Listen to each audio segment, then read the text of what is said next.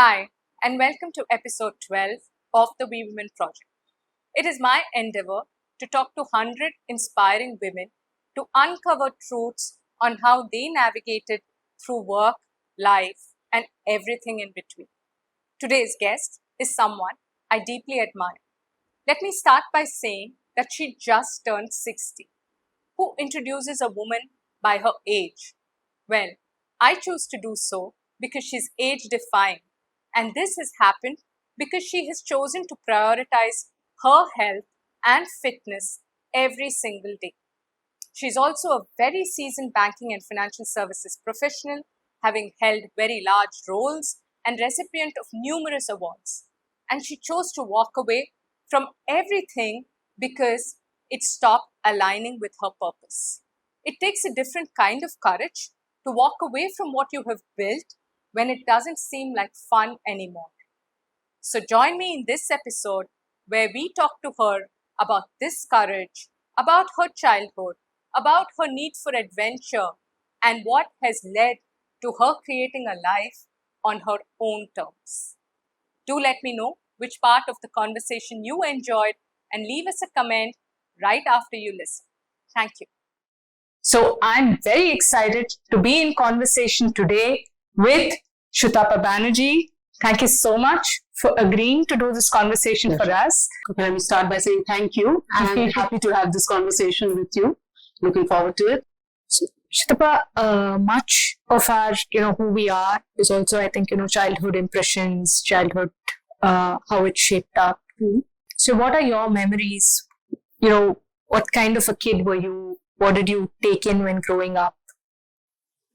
So, what I remember is a very stress-free childhood, right? To the extent that, that's a fun thing maybe, my sister was one of those, with two sisters, who would always come first in class, right? And there was zero pressure on me to go that route. So I did not come first in class, nor was there any pressure from my parents ever to say, oh, your sister is good, why aren't you? In fact, it was the other way around. Let her do what she wants. And to me, my sister coming first, winning a whole set of prizes, I loved that arrangement because I did not need to come first. I did not need to win prizes. She was very generous with her prizes. I chose the books that I kept for myself, gave her the rest because it was mostly books that you got. So the big picture books were all mine. And I thought that arrangement was just perfect. It was, except that once in some, I don't know which class it was, I think one teacher, I was still a kid then, made a very caustic remark. She took my report card at a time when I actually had a rank. I don't know what it was, maybe 6th, maybe 7th. I don't remember even what it was. We got ranks then, right? And I was actually very pleased that day. And she took my report card and she looked at it and said, oh, you're Shutrandra's sister, but you don't come first. Yeah. And that really hurt me. Okay. And I came home with a very sad face, and my mother looked at my report card and was, like, oh my God, you've done so well, but why have you got this long face? And I told her. And so my mom used to teach teachers, and she taught kindergarten. That's what she did. Okay. And so she knows child psychology and all of that, studied it. So she said, what a terrible thing to do. And she said, you're absolutely, just forget. But of course I didn't forget. Forget what the teacher said. Your sister's doing her own thing, which she's a bookworm. You're not. You like playing. You do exactly what you wanted. Let no. But I was hurt, and that actually made me, for the first time, look at books to say, okay, so she comes first. Let me see how that feels like. So it was more like that. Okay, what does it mean? It means I have to study more. But I think that those were the little seeds of that achievement oriented. Why did you say that? From that hurt. Behavioral sciences, we use a term called YCRT. What you see is all there is. And in your childhood, you imbibe things. You can lecture, you don't pick things up from a lecture, but what you see, you imbibe. And I've always seen my mom work. So one of the things that was ingrained was, I will also work. So that whole thing that, I will earn my keep, self-esteem, those I think were ingrained fairly early on just by observation. Understood. So those are the only two things I can recollect, which were. And you went ahead to be a star yourself. I mean, an XLRI gold medalist. None of that was a star. I kind of went along first rank. Way. I mean, if I have to put that, first rank. So, yeah. you were in the Fortune list. Shortlisted for it, yes. Shortlisted for it, and amongst the 50 most influential women. Plenty of awards in that period. So while we will talk about the exits and what happened later, but what was your anchoring philosophy to just drive the business? Or, bring yourself, whether you liked it or you didn't like it, there was a certain energy that was coming into it, and there was a certain drive with which you were building it. So what was that? What would you attribute that to? So, Vilasini, all through the time till I worked, I had enormous fun and I thoroughly enjoyed doing what I was doing. I was very driven. When I was young, very ambitious. I guess ambitions change. I wouldn't say I don't use the word ambition anymore, to be honest. It doesn't sort of resonate with me. But in my younger days, I was very driven. I was very clear that I had to go from here to here. But it was not also so much my own ambition. It was like, I started this business. I have to do it well. I have to take it here. And let's all do what it takes to get there. So in that sense, I was a good leader because I took the team together. And I sort of introspect now with the wisdom of what I've learned over the past years. There are many things I would have done very differently. That's a different story altogether. But that was essentially the whole driving force, that there will be constraints, there will be a lot of things that we, sort of will come in the way, but we have to get there. There's no compromise. We have to get there. And what was that? In your mind, what was that? So it was about taking a business to a certain position in, say, 2 to 3 years' time. We have to reach that goal. And it wasn't, it wasn't like, a lot of businesses now do like 5-year plans and all of that. Sure, we did our 3-year plans and whatever. But it was that, we have to exceed the rest. We have to do well. We will get there. And so very sort of also competitive. Others, I have to win this pitch. We have to get these clients. So all of the typical corporate stuff that you need to do to be recognized and to do well was stuff which I was doing, and I was enjoying doing it and having fun doing it. So to be honest, I left when it was no longer fun, or at least I was not getting my kicks out of it anymore. And I knew that something else had to give me those. I wasn't ready to continue to do that and just, whatever. You talked about the anchoring philosophy. I think there was no real philosophy. It's just that we need to do well. Yeah, we need to do well in what we do. We are setting this up. I've given my commitment that I'll bring this business to this level, so we jolly well do it. And we'll do it well. So that's fabulous. So whatever you take up, that you have to just deliver. Yeah. Given, you being so candid about what went through in that phase and your decision to do that, I have to admit that there will be many people who will be going through similar crisis, that, what made you so thrilled and so happy, it's not giving you the same amount of cake, etc. But simply don't have the courage to take that decision, to move off the stage, because the title, that matters so much to your status, to your dignity. So how did you navigate that, and how did it just come about saying, chuck it?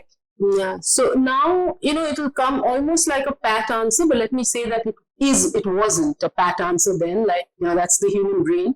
It's all constructed memory. So even now what I'll be saying may not be entirely exactly the way it happened, because we remember the good part and not the not so nice part. But I do remember that it was a tussle. It was a tussle of many things. So I said, I think I have my concept of enough when I took that call.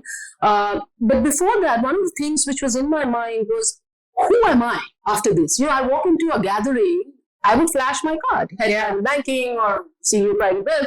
What do I now tell people? What am I? Am I taking a break? And honestly, while I was very sure I wanted to quit the corporate treadmill, I wasn't sure what I wanted to do. And then I kind of decided that one will figure, and you don't need to necessarily have, and that's a very good thing. That's a beautiful concept. You don't need to have answers for everything. And let's just take the plunge and see. So I did. I use the word fun a lot, and I mean it in a non-trivial sense. And I use that a lot because I think it's one life and we all need to do what we really enjoy doing. And so, if things are no longer exciting you, and excitement is always a big part of my life rather than contentment. And I want to at one point of time strike the balance. I like the new, I like the novel, I like all of that. So I needed, I think it came to a stage where I was just I wasn't enjoying it. And I've always enjoyed my job. And in retrospect, that's what allows me to do financially, professionally, because I needed that bit of experience. I used that a lot. Though it was only in financial services, and today, I sit on boards which are all so different from the others. There's a lot that went into those 24 years, and most people's professional journey, there are learnings which you can put to use and which comes into use sometimes almost unknowingly. Yeah. It all adds up in some form and shape. Many of us, and I include you and I include many of us in the upper middle class part of society, you can afford to do it. You're not dependent, you're not at a stage where you're scrounging. So that piece is not there. And hence that allows you, to me, I'd almost use the word, the luxury of choice, right? And once you have that, then to me, it was moving from being overtly goal-driven and achievement-focused to going with the flow. And let me see where it takes me. Absolutely. Right? I just love the fact that I don't need to get work out of people. And that is paradoxically what I was best at. And that is what I just didn't want to get into. You mentioned that, there are a couple of things that you would have done differently. You said that's for later. I just want to pick your brains on that. What do you think when you drove your team, when you drove them to do the business or achieve the goals? What was it that you felt you could have done? So I think I was, in my professional full-time work life, a very, what's called, and I hate using these labels, but I was a very sort of type A personality. So many of us are. Get there, whatever. Get it done. And get it done. And quite impatient. So I would have my meetings and all of that, like to take everybody along, make sure there's buy-in, because that's what you need to do. But I think I was very overtly results focused and task focused. If you ask me today, I'll say much of life is outside our control. But there are a few things that we do control. And we'll talk about those later maybe. And those, I think, need to be we need to actually pay attention to those. Beautiful. Beautiful. So once you stepped off the corporate bandwagon, if I may call it, how did you then navigate, where did economics come back into your life, or how did it come back into your life? How did you navigate the things you wanted to do? So clearly you liked many other things outside of the corporate environment. So what were they? How did you choose one over the other? How did that whole journey? So while I have a wide variety of interests now, I'm trying to think back. See, as I said, when you're in a full-time role, particularly when you're driving businesses, it does take a significant part of your life, right? So I was always a reader, and I was a reader of fiction. By the way, I believed a lot of the management-related stuff was all bullshit. That was my belief. A large part of that belief continues to be there because it's just the same thing, put in a different, form and shape, and it's kind of given to you. So the two kind of books that I've always detested all my life, common thread, is the self-help genre and management books and jargon. Can't stand it. Both. But I used to read a lot of literary fiction. Literature, good high quality literature. That was a large part of my life. Also watched great cinema. I can count the number of commercial films I've seen because I had a formative years, had a formidable diet of good cinema. Satyajit in Calcutta, followed by Iranian and French and, really art house cinema as it's called, very pompously called. Wow. But those were the interests really, but the largest part of it still got taken over by job, and because I had to travel, even I was involved a lot of travel as well. Regional office was in Singapore, head office was in Amsterdam, so I had non-resident clients, so we went for seminars out, so I traveled a hell of a lot. And then came Ambit, which was relatively less travel, but setting up a similar business from scratch. And when I quit, as you said, yes, I did have interest, but professionally at that point of time, as I said, I didn't want to do anything with single-minded focus or a goal in mind. I just wanted to, for some time, explore and discover, right? A lot of things. Since I didn't know what I wanted to do, I thought, let me spend the time in just discovering. So there was some coaching, etc., coaching training which came along the way, which I did a little bit of, and then I kind of afterwards also I did, but in a different format. But at that point, I'm talking about the transition. I didn't leave the job to go to Harvard. That happened later. Okay. So that happened again serendipitously. Somebody sent me something on a program that Harvard was running, and that was running in one of its earlier years. But it was a big decision to again go through and take that. But what I liked was that very long sort of admission process, where you, apart from interviews, needed to write, I think, an 8-page letter of intent, as they called it. And while they called the course very pompously Advanced Leadership, to me, reading about it felt like it was a transition. So you had a primary leadership career for a certain number of years, and then you transition to doing something else.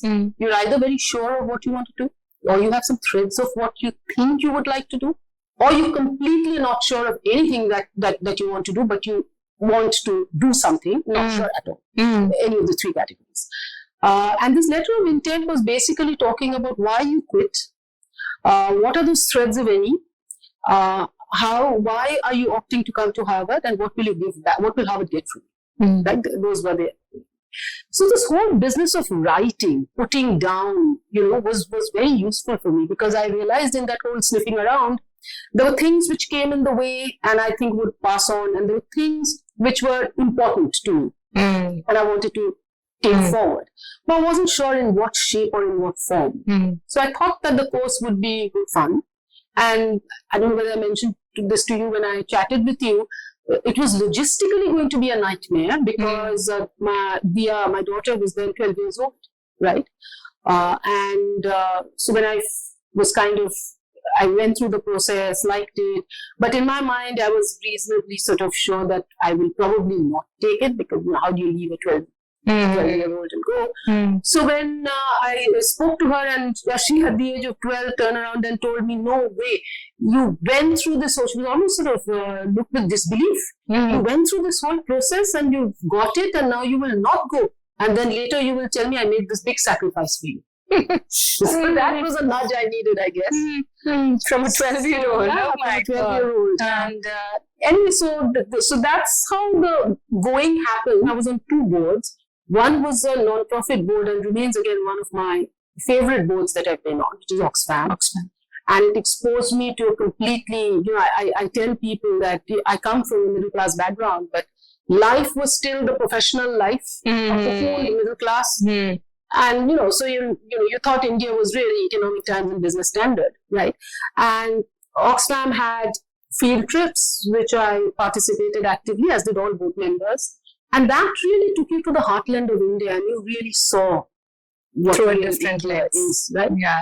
And I had another board, which was again semi-commercial. So it was the Seva in Ahmedabad. Of course. So I was Women's World Banking's nominated representative on that board, which was an NBFC. So it started out in microfinance, and then was lending also to farmers, farmer producer organizations, and it also had to return the money, but it also had to show social impact. So both. And that also again took us on field trips, right? So those, I think, were again, as I said, I'm an intersection of many things, and I think things kind of came along. Did I actively go out and seek a board position in a non-profit? I'm not sure I did, but somebody else knew me, came and met me. The then CEO, who's a good friend of mine even today, came and met me in my office while I was still in Ambit, serving my notice period, and said, I'd love for you to join. And this is, I didn't even know that, this organization, I looked at it as only as a humanitarian kind of aid organization. Right. But it also did a lot of advocacy, did a lot of work on domestic violence. So, and on the other side, there was this NBFC of Seva, which was doing lending to women. Yeah, lending to women. And so, it was all coming together. I did a course on gender in Harvard. There was this whole behavioral insights piece, which is all about the fact that, what you see is what all there is, right? Which means anything to do with gender, if it is a small, for the first time I actually thought earlier when people would actually interview me and say, oh, you're doing this in largely a man's world, right? I mean, you're doing this job. And I was like, why are they always asking me these gender specific questions? Let's get on to more meaty questions. I thought it was like frivolous. Today I look at it completely differently. I mean, why is a group which is 50% of the population represented in the workforce by only 20%? I mean, why? There is something systemically wrong about that, right? Yes. And then it relates into the whole behavioral piece so well, because this is what normalizes, and this is what I say that, if you've seen, most women are nurses or primary school teachers. That's what you see. Right? And you're seeing CEOs, airline pilots are men. Now, one is what I call the descriptive. So this is your description of the world, right? But very soon, what is becomes what should be. The human brain always takes these leaps, right? Why are most women nurses and primary school teachers? Because they're nurturers and they're good at it. Why are most men CEOs and pilots and, army chiefs? That's what they're good at. They're decisive and they can take weight on their shoulders. That's why they're there, right? So what is very quickly becomes what should be. That's dangerous. And that's where biases really come in, right? So even today, if you look at it, you'll see human resources head will be a woman, but the CEO will be a man, right? And you don't even know it. It's not that, including myself, none of us will probably have nullified intentions or we are overtly discriminating against women, nor will the recruitment consultants, right? But it happens subliminally, it happens unconsciously, all the time. All the time. It happens all the time. So unless you are aware, awareness by itself also doesn't do anything. Unless you use techniques in your organization to overcome it, it will not happen. And and that's the real power of behavioral economics and insight. It actually gives you those tools. By itself, again, it's not the panacea of everything, but in conjunction with legislation, in conjunction with incentives, this whole behavioral insights way of thinking, nudges, those together become a potent combination. Went with a research agenda when I was going to Ahmedabad. To IIM Ahmedabad. It was not my alma mater. My MBA was from XLR. I went there with a research agenda, and then I met a teacher there who's been a long-time professor. And she said, listen, I really like what you spoke about, and like we're speaking, we spoke for about 2 hours when I met her. And she said, why don't you teach? And I said, I've never taught. I mean, a subject which I'm myself learning, how can I teach? I mean, I know my subject, which is, I told her, wealth management, and I've spoken in seminars nationally and internationally on that, but I have never been a teacher.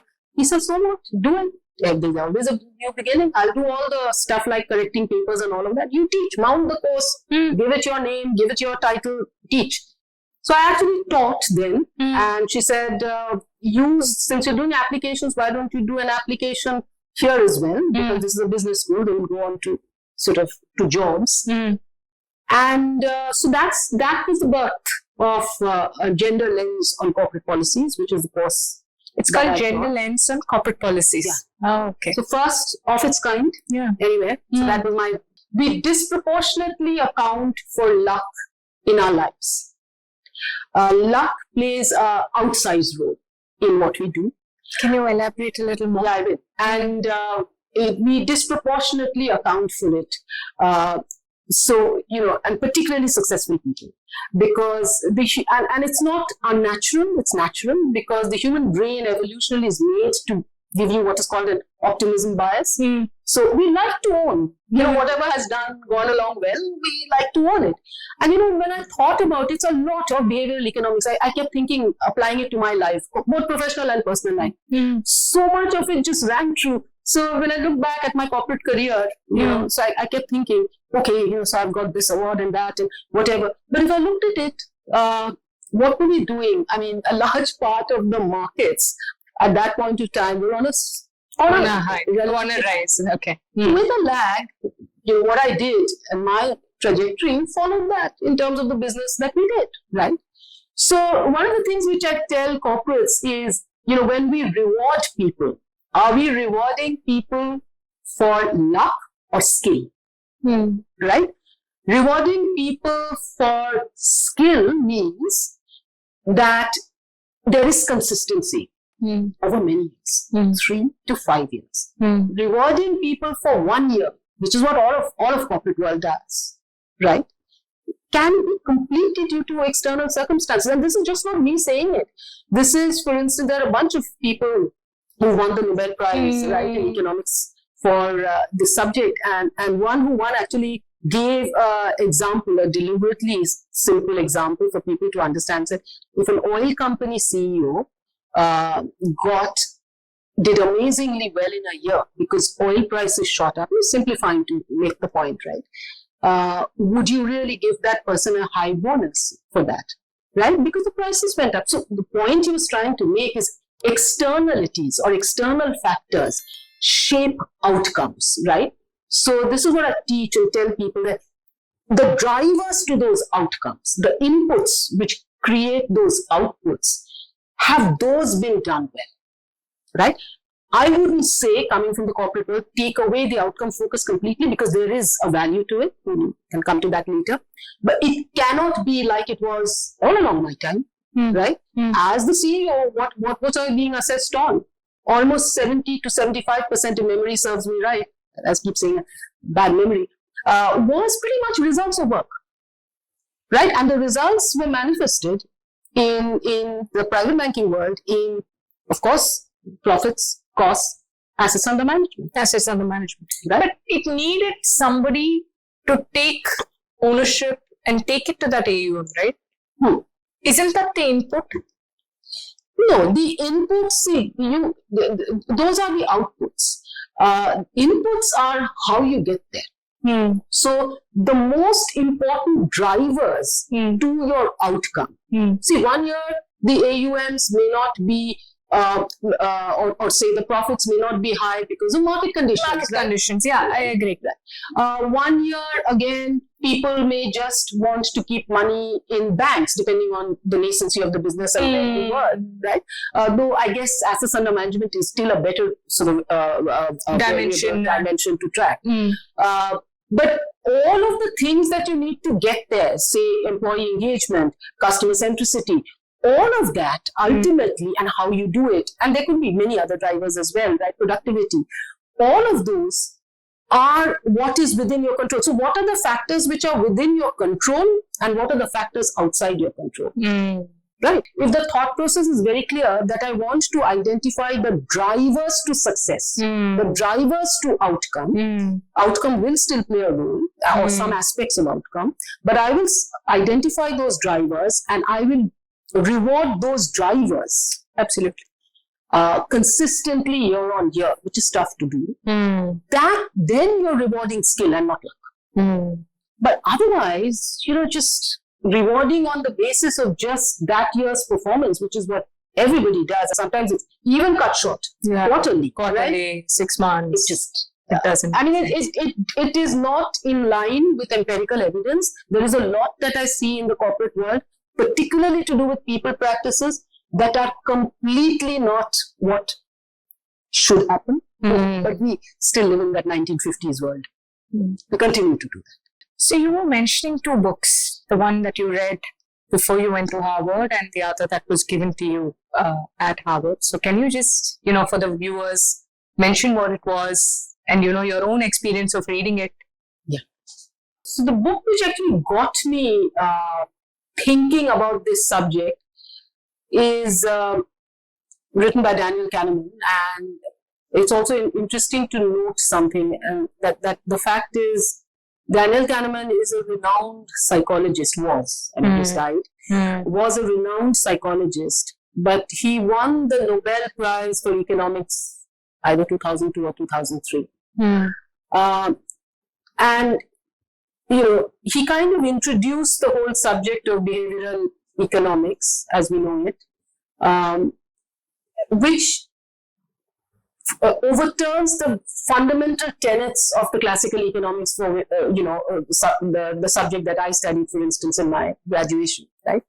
And that is that we all make decisions rationally. He actually doesn't use the word rationally because, there can be semantics around that.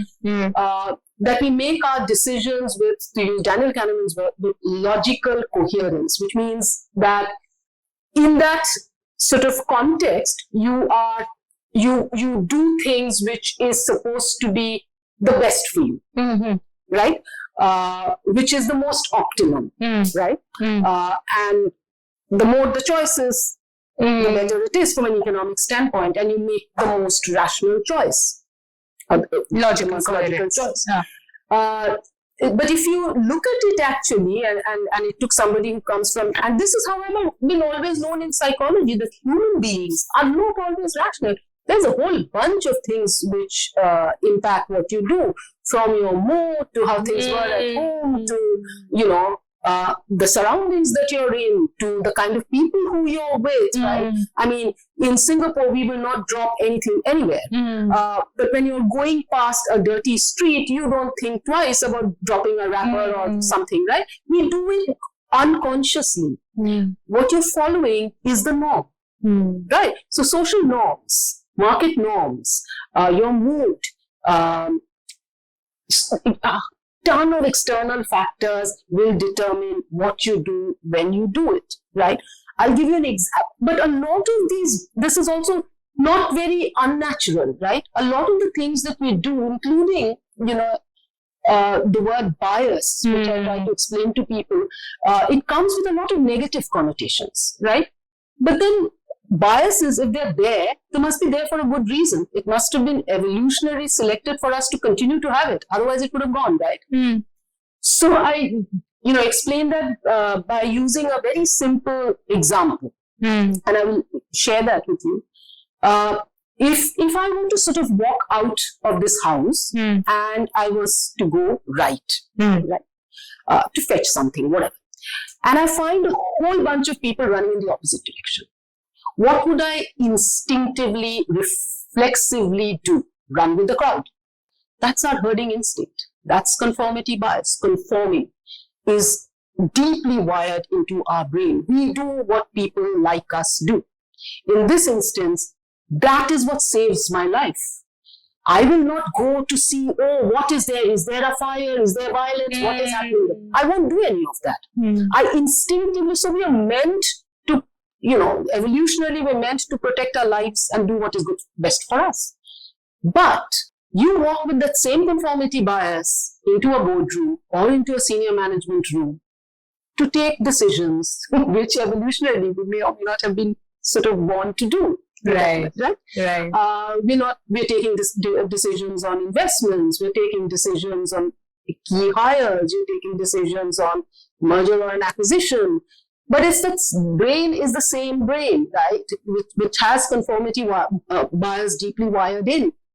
So chances are that you would be swayed by the most charismatic person in that room, by somebody who you really look up to, by the chair. So it's hierarchy, social dominance, somebody who you yourself personally respect because that person comes with a lot of really great experience, has been very, very successful, a serial entrepreneur who's always turned gold in his investments, right?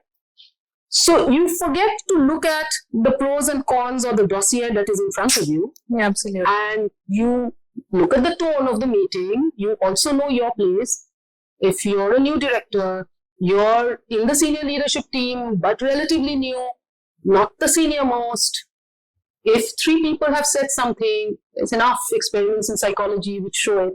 You will, even for things which you can see in front of your eyes, there are fascinating examples there. You will, and I've also studied neuroscience because that kind of gets a lot of this empirical evidence that's cross-validated by what you see in the brain, because through fMRI you can actually observe the brain now quite easily. And it's seen that in your brain, you held a certain opinion that changes. You've got self-doubts now. You either tone it down completely or you actually change your mind. No, I didn't really see it. Or if 4 of them, and they're such successful people, they are saying this, maybe I'm wrong. So you don't give your point of view, right? And when we say for being creative, what do you need? You need to discard those filters. So you need to do it consciously, deliberately. So I call it thinking the opposite. So this is the default which comes immediately. I put it down, but I don't go by that. Now I start to use the same data and say, okay, can I think the opposite? It's like, in simple terms, arguing for the motion and against the motion for in a debate. Right? Now I think, okay, with the same data, I think that this decision is great because of this reason. Now let me think with the same data, why this decision is going to be the worst decision. Right? So now I may still go ahead with the decision, but I will now know these could go wrong. Yeah. And I will build plans for them. So that's actually extremely, extremely important in the corporate world. Yeah. Actually, in anything. In anything. And, and there's also empirical evidence that really high conviction people are people who are not necessarily very bright. I mean, I'm using the word bright, I mean, they use a slightly different word, maybe intellectually not there or whatever. It's because self-doubt is important. Right? So I have actually been asked in some of the forums for women, where I have been speaking, that how should you overcome? Women have a lot of self-doubts and you should overcome it. And people have been very astonished because I start by saying you should not overcome it. Self-doubt makes you seek out new data. Self-doubt makes you a good amount, not just a modicum of self-doubt is very good. You will seek out more data. You will do that for things which are consequential, both in your life as well as in your professional career, in decisions which are important, right? You will speak to more people, right? And if you do that, then you come to an informed decision, which is more likely to work, rather than somebody who's high conviction and says, I know it. You know why? Because I've succeeded and I've taken this company from here to there. So if women naturally lack that extreme overconfidence or that what we call the overconfidence bias, like conformity bias, it's again built into most of us. Probably more men because of conditioning than women. I think women should be grateful that they have it, because I honestly believe it's a great thing to have and we should embrace it. I had less of it because I straight went into these result-oriented jobs, and I've learned it more by my academic learning. And now I completely embrace it to the extent that I can. Still can't, but I think it's an extremely important. These are some very important things which should not be overcome. These are things to actually embrace. Embrace them at the core. Wow. Well, we'll come back to this. I think, you kind of spoke about the boards, about how your research, how your understanding kind of impacts boardroom settings. So wanted to understand from you, it's been a 10, 12-year journey being in these boardrooms. So where did the journey start? And personally, what has been one, possibly challenging moment or a challenging area that you had to navigate for yourself? See, in anything, confidence builds over time, right? Whoever, including myself, all of us may have been at a particular level, or we reached a particular level in our so-called jobs. Right? But this is a different thing, right? And the fact that the first board that I joined was it was a large group, right? But a relatively small board, right? It had its own little challenges in learning, but that allows you to learn along the way. One of the things which at a personal level helped me was I did not shy away from asking questions. And unless you ask questions, how do you learn? You don't learn the context, you don't learn anything. So this thing of feeling a little bit intimidated to ask questions was not there, because I started, and which is the way I start any board, I am the novice. I have just come into the board. So excuse my asking. If you don't want me to ask, I can ask later. But this is what I need to first understand. Right? You need to demand an induction. I actually think there's an age bias and maybe you could get in earlier, but whatever. So if you're doing well in your job or whatever, presumably you should have that confidence. Nobody expects you to be an expert, either in the context of this business or in what board governance is, because they know that you are new. I understand. So you need to be able to ask questions.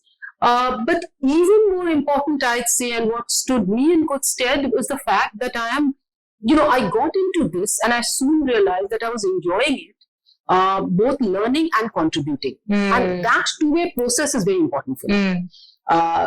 whether it was Harvard which started it or not, because I did realize when it was in Harvard that I realized that I'm intellectually stagnated. You use your wits in the corporate world to get along and to get things done, but intellectually, the whole ability to learn, absorb new things, I had. And that was an eye-opener.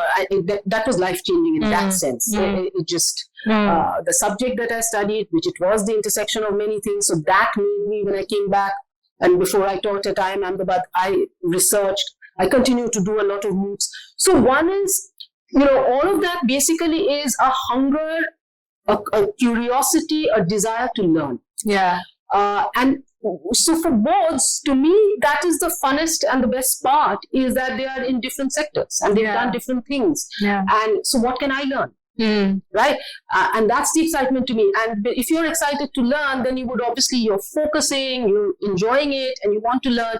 And then nobody expects you to understand the domain as much as the founders or the team there is. That expertise is reposed within that team. Yes. What you expect in a board are people who obviously understand governance, obviously understand compliance, but those to me are hygiene. The important thing is what I call outside-in thinking, which means that you bring in best practices, you bring in cross-domain expertise, right? Because every person is ultimately, you've got your blind spots and you are blindsided.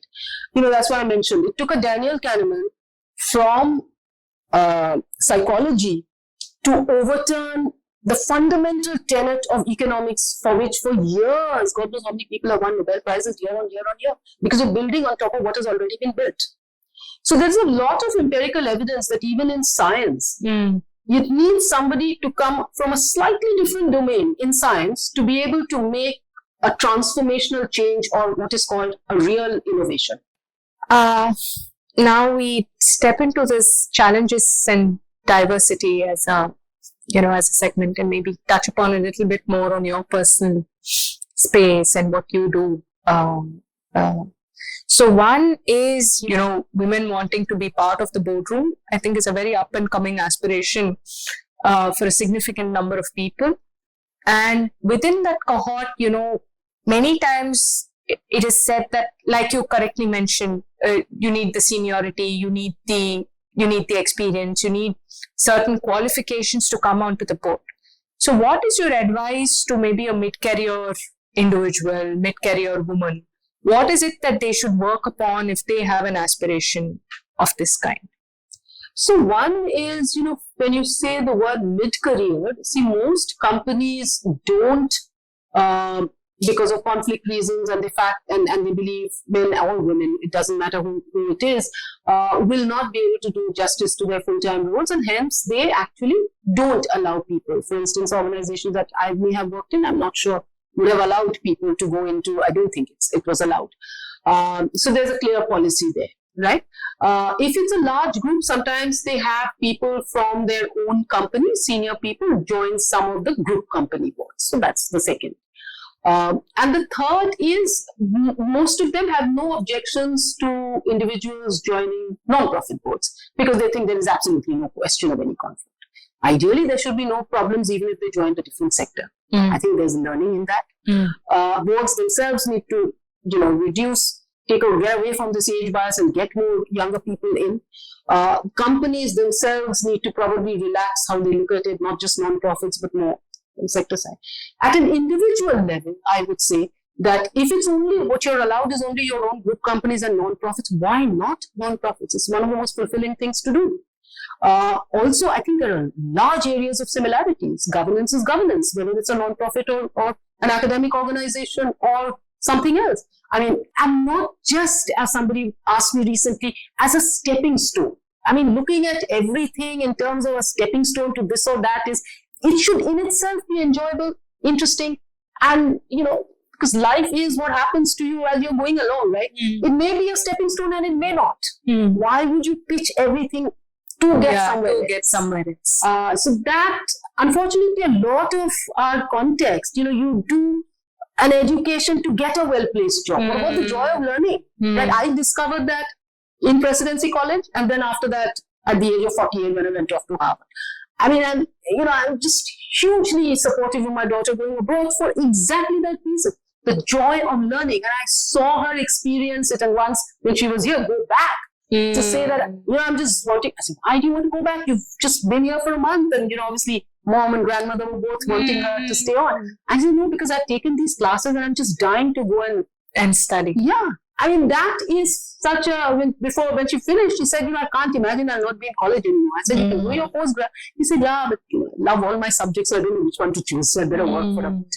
So, this joy of learning, even going back to your question, it's not just a career. It is finally about, you said one aspect, which is giving back. To me, the second aspect is sort of just the intellectual pursuit of learning. So why you want to do it? Yeah. And, cut out the glamour, cut out all of it and seek it for the right reasons. Because most of these people have, financially, they're okay. So is it just that I don't know what to do with my time? Maybe. I'm nobody to judge. Maybe that's an important one. But I think you need to have a few other attributes to be able to really do it well. Because if I speak to 10 women, at least, 8 of them have this as an aspiration. Getting onto the board is a definite aspiration. So I don't know where it comes from, but obviously, talking to you has kind of given me that thought process of possibly it just looks very good, right? I'm on the board of directors, right? But there is also a lot of onus on you. Yeah. One of the things which I say is, you are reading the agenda. You need to read every single piece of paper that comes to you. You need to get that. Sometimes there's an overload. You need to understand how to skim through it, separate the wheat from the chaff, so to speak, right? You need to be able to do that. You then need to go back, which I'm very particular about, is the minutes, right? You need to read that to know whether the deliberations captured that, right? Sure, a lot of it has also come from experience it's a 10-year journey, it's not short. But you need to be prepared to do it. So it takes time, it occupies your time. And time is your most precious and finite resource, so you better know what you want to do with it. Correct. And you need a niche skill. Like, when I speak, of course, you need that niche skill you bring to the table to deliver. Absolutely. And when you start with, irrespective of what I say, we are ruled by norms and traditions, and people will take you, if you come from financial services, the first board is going to be in that. It's going to be a relatively small board in that. And then it will move to other things and whatever. Or sometimes it could be others as well. But, you need to kind of recognize that that's what it's going to be and figure that's a starting point and then figure along the way. Understand. Thank you. With respect to, coming back to your life and journey, what has been a very challenging phase for you personally? Have you faced any bias, from a gender perspective in your career, in your growth journey, anything that you want to talk to us about? Should I talk about my personal life as well? Yes. My daughter Dia was then going into what we call play school. Okay. So this is the first one, right? Where they go to and just before they join kindergarten and infant school and whatever. So I distinctly remember there was this, and they had this whole thing, which I of course didn't realize then, but realized to my horror later. They become like preparatory schools for the next level, which means for Dia it was like JB Petit and Cathedral. Okay, remember her time, you still didn't have a bunch of these international schools. Maybe one was there. Right. And thank God, anyway, I wouldn't have been able to afford it. But anyway, so these were the schools. So this was like a preparatory phase for them. So anyway, I didn't bother too much about it. I've never bothered much about school. So just like the stress-free environment that my parents gave for me is exactly what Dia was. That I was very clear on, zero stress. Do what you like, when you like. So she told me, you're the only mother who doesn't understand, doesn't know when I have a test. I said, yeah, I honestly don't, because anyway. So she was at play school, and they were asking the parent to be there, and most of them were obviously mothers, to come and inspect what they were doing and to actually correct what they were doing. What were they doing? Because this is before going into kindergarten, so 3 or 4 years, 3 years old, 4 years old. drawing pineapples. I still remember, the memory is really fresh. So Dia drew a pineapple which was red in color, bright red, right? So I took the paper, you're supposed to tick it. So I saw others were ticking. So and anyway, I was very happy to see a brightly colored red pineapple. I gave it a tick. The teacher came, took the paper from me, gave it a big cross and said, why did you do that? If this is what she does when she is appearing for an exam for the cathedral or JB. Oh my God. And then I was selected as one among a few mothers, or I don't remember what that was, or I was the only mother, to meet the head of that play school. Okay? So Dia at that point of time said, Mama, I'm not feeling well, I'll also go home with you today. So I said, okay. So I could. So the teacher was shocked that they had some more classes, and why is she wanting to go home? I said, she'll go home. This was a 3-year-old. Yeah, 3 3 and a half. So I said, yeah, she's coming. She's coming with me to the principal. She'll be in that room, and then we go home together. So I said, so the principal, this is the misogynistic society of which women are as much part as men. And I'm again not judging, because the same norms play and the same biases are there. Your head, my head, everybody's head, men or women. So she's actually the person who runs the play school, and she tells me, I didn't realize you were a full-time working mother. If I had realized that, I wouldn't have taken your kid. I normally stay away from taking that. So I was astonished. So I look at her, and the first question I can believe this is, happened. I say that, I think you are a working woman yourself. So, but I don't have children. So her point being, which she made very clear in no uncertain terms, is you can't do justice to both. You're a career woman, your career is important to you, and I can see the kid, those were her very words, and realize now that she comes from a career woman's kids. So I'm like, that really hurt. So I'm like looking at Dia, and I'm just like, what is she seeing which is impaired in my kid that she believes? It really hurt. And I remember that day, there was an evening event. Okay, there was something happening in Indo, and I forget what the event was. So the CEO of the bank was there. I was still in ABNM. Other people were there, etc. And I wasn't looking my normal. I'm normally a very sort of energetic, happy self. So not looking myself. And I blabbed it out, and I said, this is what happened. People were shocked and all of that. But the good part, I got some great satisfaction, is yet to come. So it so happened, and I again think all of this is just plain luck. Can you imagine a 4.5-year-old or whatever age they get into infant school being tested on skills? No child has skills at that point of time. Depends on the mood, what they feel like, whatever. So I just think, but it gave me great satisfaction that it happened. So Dia got into both that year, JV Prateek and Cathedral. Just plain luck, but she got into both. So this school, the name, I've got it, and I'm very happy to broadcast it. It's called Head Start. It still remains one of the schools people aspire to put their kids in, and I think they shouldn't. Head Start is the name. I've forgotten the name of the principal, otherwise I'd find it out too. Happy to go on record to say it. I really hurt me that somebody could have said that. But that's true. So somebody from within the school, I was at work, calls me and says that, I called you, ma'am, to congratulate you that your daughter has got into, and that time, apparently they changed the questions or whatever. So from this play school, which prided itself on getting people into the, people didn't. So she was one of the very few who did. Okay. So we have this magazine, we want to put her on the cover, we want to do this. I said, I've now forgotten the name. I said, can you put your principal on the line? So she said, she's not there, she has gone home today. I said, okay.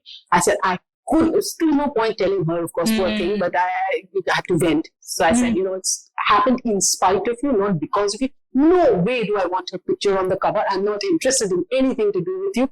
Unfortunately, between you and me, Vilasini, that incident happened right towards the end. Otherwise, I would have pulled her out of that school from day one. Because this is pure misogyny at work. So I neither carry any rancor, be it personal relationships or professional ones. Even if somebody is wrong, I just move on. And how do you do that? Well, to me, it just happens naturally. It's just that I forget faster. So Dia once said, you're a very noble-minded person, and I had to correct her and say, nothing noble. I don't forgive, I think I forget. So I forget, and I just move on. Disappointments, professional, it just, after a point. I think one point I would mention, actually two things. whether we cover this or not is very important for me to mention it. There's this, I hate buzzwords, but there's this whole thing whenever I do any speaking engagement, one question will always be on resilience. Okay, how do you do it? Whatever. What would you advise? And, one of the things which I keep telling people about is, if your whole identity is subsumed in one thing, which for men is their professional life, for women it's professional life and family. Something has to give. Life is never one straight trajectory, right? There will be ups and downs. The only way to navigate that, there's no point in talking about being resilient and shouting from the rooftops, right? How do you operationalize it? What makes a person resilient? To me, what makes a person resilient is to have multiple things. A multiplicity of things, right? This is one facet, maybe a very important facet. Family, obviously, for most of us, is the most important facet, right? They are our loved ones. But to be able to navigate, but there is a little bit more to that as well, to utilizing your time and to get a full richness of experience, right? And you need, I don't even call them hobbies, I think you need to have multiple consuming interests. Having said that, there is one other thing. Say for younger people. I mean, my daughter just joined her first job, 12th of this month, right? Before that, she did 3 rounds of interviews and a case study. And then she told me after 10 days, I haven't got a call. So I'm sure I have been rejected. So I was really worried that at this age, how does one take rejection? To me, that's the most important thing. A job will happen, right? It's a matter of time. Now, how does a person who's prepared for this, right? Because it's a recession there. Absolutely. How does a person prepare to take it? And then, the next day, and I was like really thinking about this and talking to my mother, and I was feeling like, will this kid, this is the most important thing. And then I realized sometimes at least this kid was sorted, because the next day when I called, he said, I'll speak to you later. I'm rushing to go for a film. And other people are doing other things. I'm got this thing about again. Film festivals and films, and they're going off to see a film.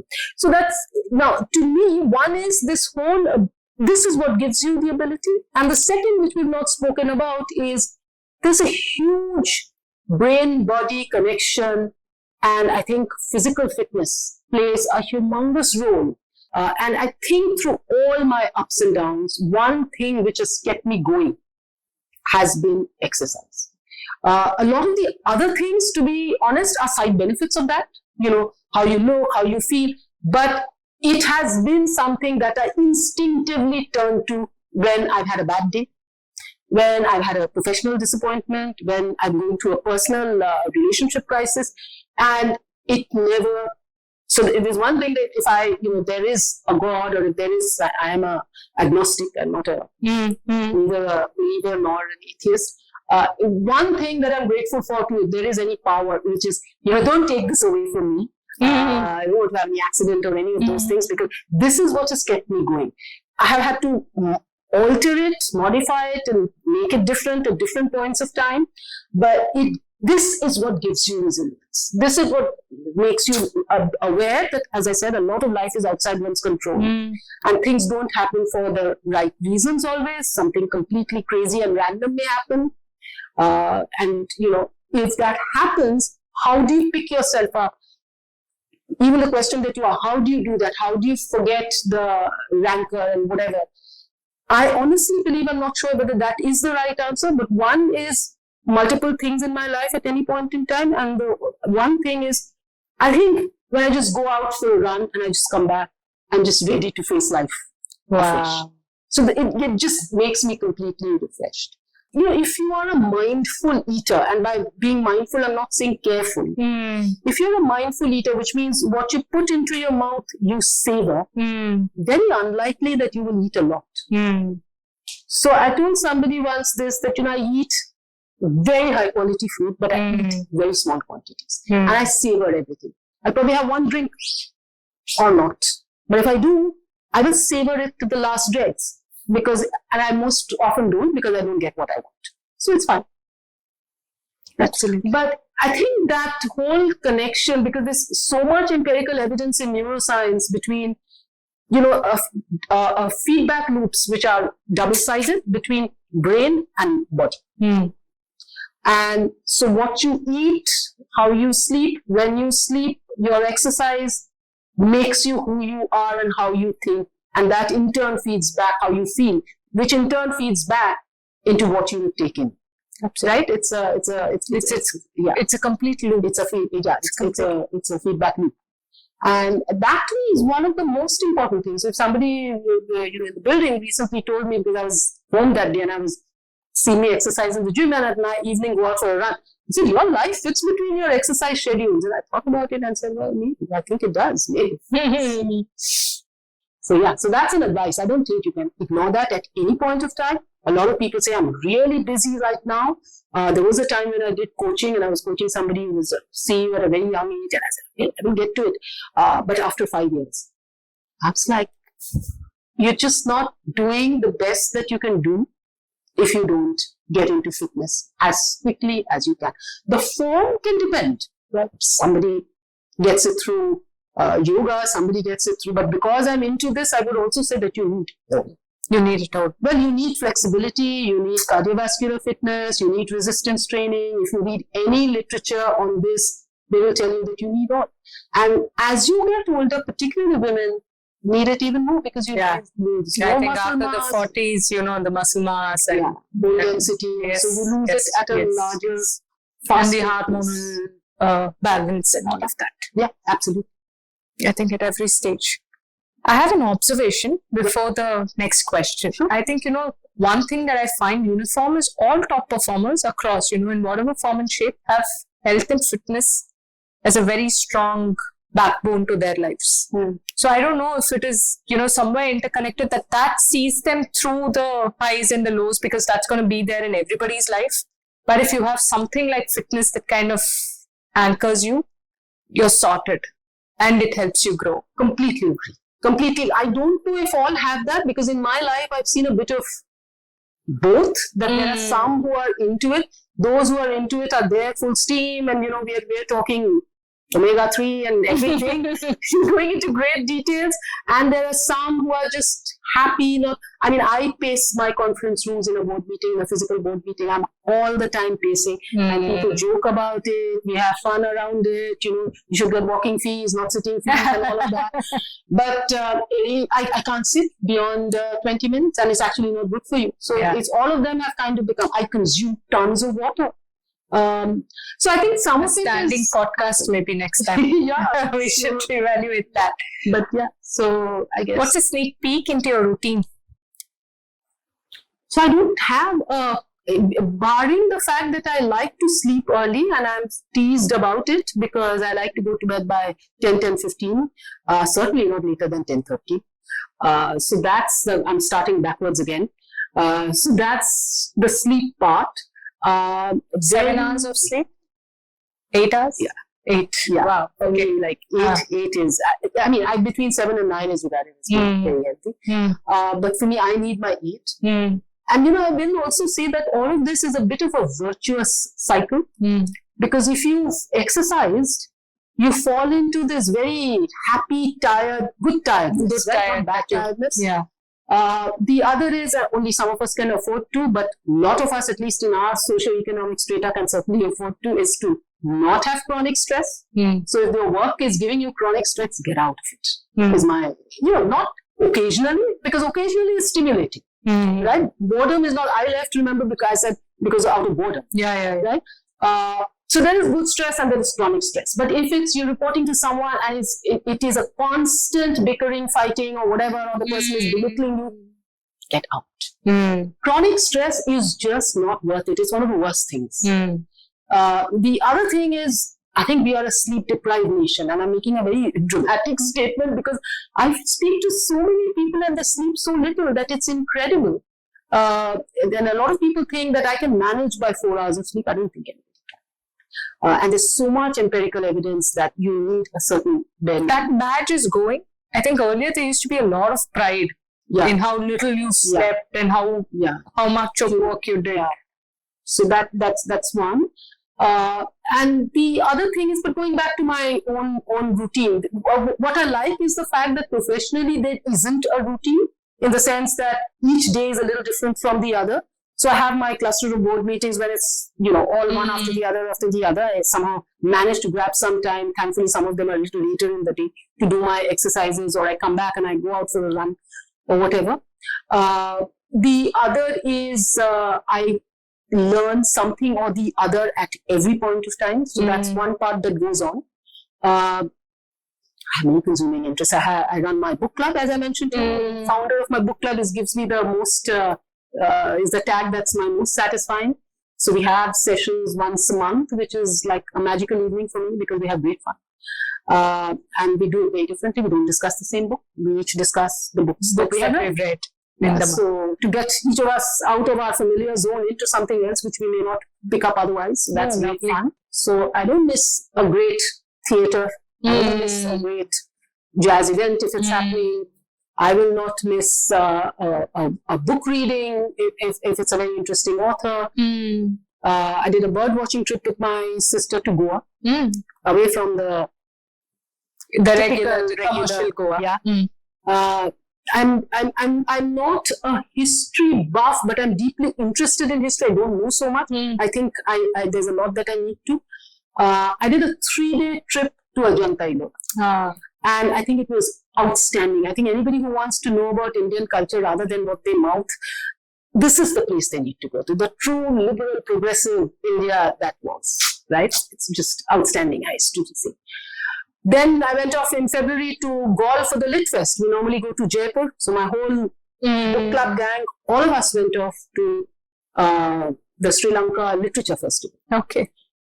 And I spent my 60th birthday in a country which is now taboo, but I made that before it became taboo, to Azerbaijan, to Baku. Yeah. So I came back in time to celebrate with my mom. So that's, rather than a day, I think that gives you an idea of the different things that work for me. And it was culture, it was the history, environment, the rock art going back to BC. And I saw it written there that the only one which matches it is in India, in Bhimbetka, which I've not gone. So that's there in mind. You have desert, you have and it's the size of Portugal, only 2 million people. So it's just steeped in history. The politics is interesting. So everything. So I'm sort of, so all of it is important, and all of it I want to make time for, and I'm able to in my current life, just lucky, again, very, very lucky, that I'm able to make time for this. And I think that's what keeps you going. That's what keeps you stress-free and happy. And so I don't usually frown. I guess I smile more because I'm largely happy with where I am. Wonderful. So now we just do a quick rapid fire, okay, and end this conversation. Thank you so much for your time before we start the rapid fire. So quickly, what is the one change that you'd like to see in a boardroom, possibly 10 years hence? So as I said, just get off all of those things of taking people from the same domain, get away from the age bias, have more women, and have as diverse a board as possible. How do you prepare for your meetings, before your critical meetings? One is to just basically read up about what the meeting is about. You can't do without that. But if it is a critical meeting, more important for me is that I am fresh. So I've slept well and I've exercised. Okay. What's your favorite food? Comfort food and an indulgent food? I have way too many. So comfort food is a kind of mishmash khichdi once in a while that I quite like. Your fish? And my favorite food is actually fish. So particular kinds, but mostly that, Okay. What does your content diet look like? I know you love to read, but anything that you see? So, again, I'm not, to be honest, in any social media. I got into LinkedIn only because I was writing during COVID. But otherwise, there are a couple of podcasts that I watch regularly, or listen to more than watch, there's one by Sean Carroll. It's called The Preposterous Universe, which is outstanding. He's a theoretical physicist. So it goes from origin of life to physics, quantum physics, to my area of cognitive biases to AI to, a whole bunch of all equally interesting subjects. It's also 1.5 hours, and it's something when my eyes are hurting and I don't feel like reading. That's what I sort of hear. And there's another called, I don't know whether it's got a new name now. It's called Intelligence Squared, which is again about very diverse topics from art and culture to politics to whatever, which is used to be a favorite. I haven't gotten back to it in the last 1 month or so. But one thing, it's called the Intelligence Squared, is it? Yeah, Intelligence Squared. Okay. SQUARED. Yeah, so these are two that I turn to often. I hope VWP fits in somewhere. So eventually. So what is the one thing, I mean, do you have any regrets in life as you? No, I think there are two genes missing in me. One is the regret gene and the other is also the nostalgia gene. I just move on and I'm always happy. If you notice, I talk a lot more about the now rather than the past. More often than not, I've forgotten about it and left it behind. You talk a lot about fun. So what is the most fun memory that you carry? So you said nostalgia doesn't fit in a place, but I still ask you that. No, so fun is, again, I would sort of associate it with my life as it exists today. And while change is always a part of it and all of that, but I kind of like things the way they are. When before my daughter went, I was terrified. I said, no, she's always been around. I mean, she's here, there, and everywhere. But how would one cope with her going? But it's been a discovery of another country for me. But I kind of like things the way they are, and I think, I would associate fun with my current life. So I also, by the way, don't have a bucket list. So somebody told me, are you living your bucket list? I said, I don't know about that, but I just think I'm quite happy the way things are right now. Right. Anything you want to tell your 21-year-old self?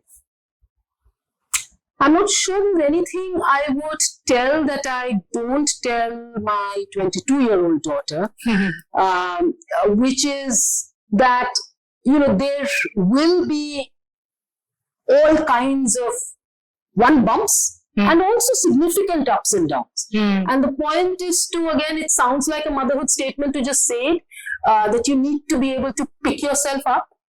But I hope at least, nobody told me that, but I kind of imbibed a little bit from the stress-free childhood that my parents gave me, that while I have told that, nobody had actually told me that, but that would probably have been the only thing, that the first not so great appraisal in your professional life, that the first relationship related issue, that this is what life is. So, but I guess I would also say that even if somebody did tell me that, when you're going through it, I'm not sure that one would have gone through comprehended. Yeah, it's only when you've gone through it and you've gone beyond that you look upon it and think. So, in your regret question, I honestly believe that there is actually nothing, because each thing has actually brought me to something else which I've enjoyed. Beautiful. That's a lovely take. Thank you so much. Thank you. Thank you so much for engaging with us. Thank you so much. Thanks for me. Thank you so much for listening to yet another wonderful episode from VWP. It gives us enormous pleasure to create this content for you. If you enjoyed listening to the conversation, please hit the subscribe button and do let us know your favorite moments from the conversation. We would also love to hear if you have any guest recommendations for us. Of course, please don't miss our shorts section where we have our favorite moments compiled in bite-sized formats for you. So keep listening, keep growing, and do subscribe to the We Women Project. This is your host, signing off. Thank you.